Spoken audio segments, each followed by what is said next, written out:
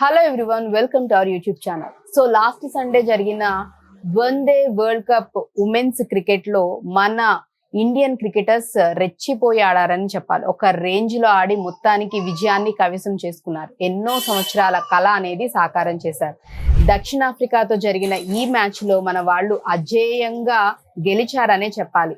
And అలాగే మహిళా cricket కి ఆదరణ చాలా తగ్గిపోయింది అనుకుంటున్న మూమెంట్ లో ఈ వరల్డ్ కప్ గెలవడం అనేది వాళ్ళకి బూస్ట్ ఇచ్చిందనే చెప్పాలి. నెక్స్ట్ జనరేషన్స్ కి కూడా చాలా ఇన్స్పిరేషన్ గా నిలిచిందని చెప్పాలి.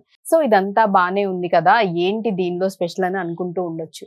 సో ఏంటంటే మనకి పాకిస్తాన్ కి మధ్య చాలా విషయాల్లో అంత సత్సంబంధాలు అనేవి మంచిగా లేవు. అలాంటి మూమెంట్ లో మన ఉమెన్ క్రికెటర్స్, అది కూడా వరల్డ్ కప్ విశ్వ విజేతలుగా నిలవటంతో ఒక పాకిస్తానీ ఫ్యామిలీ ఆ క్రికెట్ మ్యాచ్ ని చూసి సెలబ్రేట్ చేయటం కూడా జరిగింది.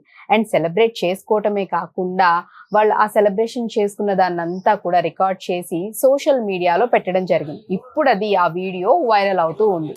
సో వాళ్ళైతే మన వాళ్ళు క్రికెట్ గెలిచినందుకు, వరల్డ్ కప్ ని గెలుచుకున్నందుకు గాను కేక్ కట్ చేసి ఆ కేక్ ని తీసుకువెళ్ళి మన ఉమెన్ కెప్టెన్ ఎవరైతే ఉన్నారో హర్మన్ ప్రీత్ కౌర్, ఆవిడకి అంటే తినిపిస్తున్నట్టుగా, ఆవిడ స్క్రీన్ మీద ఆవిడ ఫోటో ఉండగా ఆవిడది చూపిస్తున్నట్టుగా పిల్లలు అండ్ అలాగే ఒక వ్యక్తి పెడుతున్నట్టుగా ఉన్న వీడియో కూడా అందులో ఉందన్నమాట. సో ఇదంతా చూస్తూ అండ్ వాళ్ళు అలాగే కామెంట్స్ కూడా పెట్టడం జరిగిందనమాట.